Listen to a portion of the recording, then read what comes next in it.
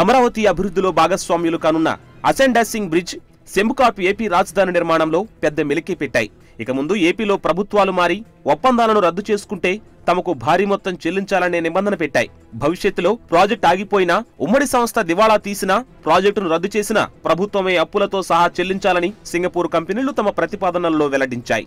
ఈ ఒప్పందానికి సంబంధించి భవిష్యత్తులో ఏమైనా వివాదాలు తలెత్తితే లండన్ కోర్టులో మాత్రమే తేల్చుకోవాలని అసెండాసింగ్ బ్రిడ్జ్, సెంబుకార్ప్ కంపెనీలు అంటున్నాయి.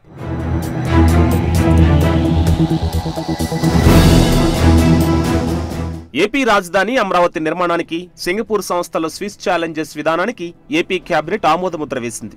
45 రోజుల తర్వాత పూర్తి స్థాయిలో మరోసారి కేబినెట్ లో చర్చించి ఫైనల్ గా ఆమోదించే అవకాశం ఉంది.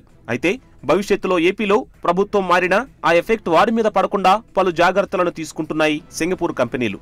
ఈ ఒప్పందానికి టీడీపీ సర్కార్ ఆమోదముద్ర వేస్తే సింగపూర్ కంపెనీలకు లైన్ క్లియర్ అయినట్లే అవుతోంది.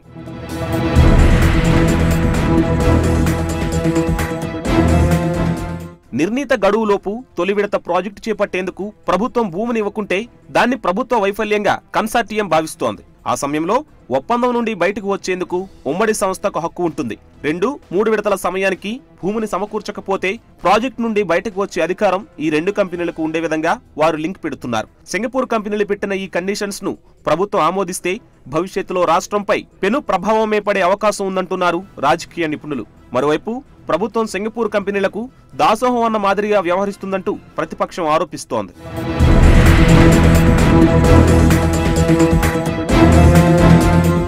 గతంలో ఒక ప్రభుత్వం తెచ్చిన పలు ప్రాజెక్టులను ఆ తర్వాత వచ్చిన ప్రభుత్వాలు రద్దు చేశాయి. ఇక ముందు కూడా ఇదే పరిస్థితి తలెత్తితే ప్రజాసొమ్ము బూడిదలో పోసిన పన్నీరవుతుందని ప్రజలు మండిపడుతున్నారు.